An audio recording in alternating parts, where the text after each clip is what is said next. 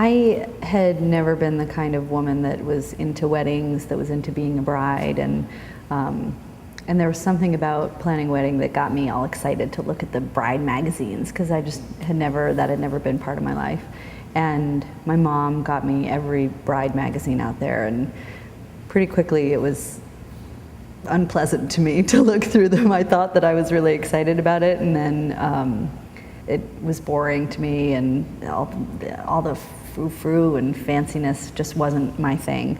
But I was looking through and saw all these advertisements, and they all just were very, I don't know, it wasn't my style, all of these advertisements. They were lush and girly and pink and lots of ribbons and flowers, and it just wasn't my thing. And there was an advertisement that stood out from the rest, and it was for the upper crust. And it was a picture of beautiful table settings and very long, tall, skinny candles. And there was an elegance to it. It was kind of funky, which was appealing to me.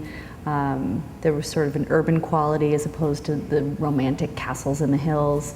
And it was appealing to me, and it stuck out from all the rest in these, what I considered cheesy bride magazines. And so I called the number and made an appointment with Dan. We came here, and we actually loved this space, but it was too small for the numbers we wanted, and we wanted the ceremony and the reception at the same place, and so it was just, we couldn't swing it here. Although we ended up using a photography studio that sort of had the same kind of feel as here. But that's how I found Dan. And when we met him, we just were so tickled by him. Yeah, he was great. He cracks me up. He's very cute. So that's how we found the upper crust. David the thing he was most interested in was the food. Whereas I was sort of excited about the decor and the theme and all that stuff. David was into the food. So that's one of the reasons we chose the upper crust, because of the menu and the quality of the food, and it got David excited. Would you say that that's correct? I don't want to speak for you. Absolutely. Everyone was lovely in my memory.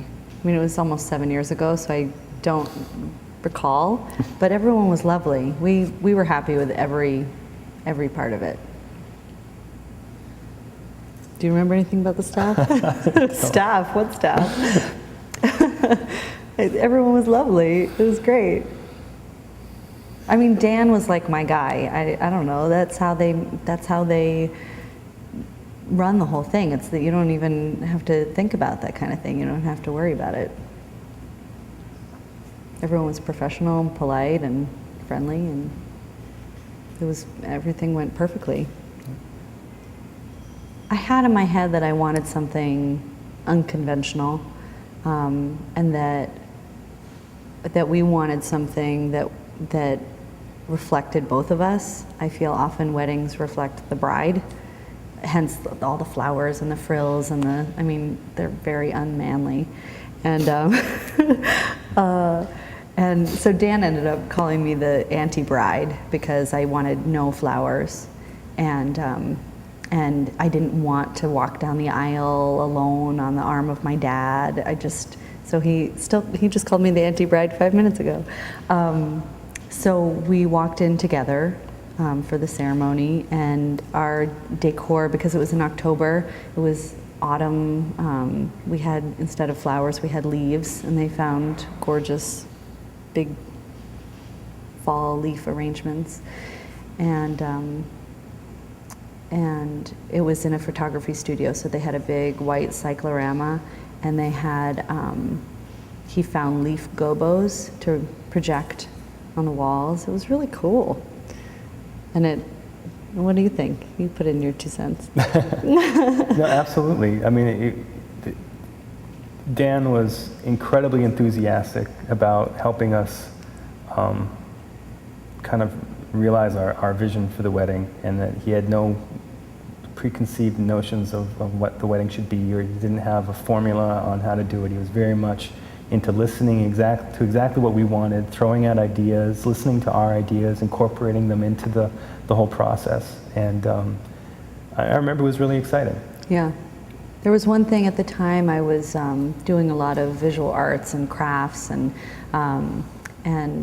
I wanted a lot of textures, and we wanted a lot of oranges and blues, and we were just talking about it. We don't know who came up with the idea, but Dan and I kind of together created, we decided that for the tables that I would pick a different material for each table, and I made tablecloths. Which looking back is sort of silly, but I was excited about it at the time. And I bought material and made different tablecloths for each table, that each table was a different fabric. And then a little swatch of the fabric would be in each person's, what are they called, the little welcome cards, where normally you would get a little card saying, you're at table 2. And instead they got a little swatch of material. So they would look around and find what table they were sitting at to match the material that they had in their envelope. And our centerpieces, again, we didn't want flowers, so we had fruit. Right. We had like a bowl of oranges and a bowl of lemons, and he was great about it. He just we bounced ideas off of each other, and like David said, he was just really enthusiastic, really flexible. He was creative, and but I would say most of all his enthusiasm. Absolutely. He just, any little idea he got excited about and suggested more ideas, and just had a lot of energy and excitement, which made the whole thing really fun.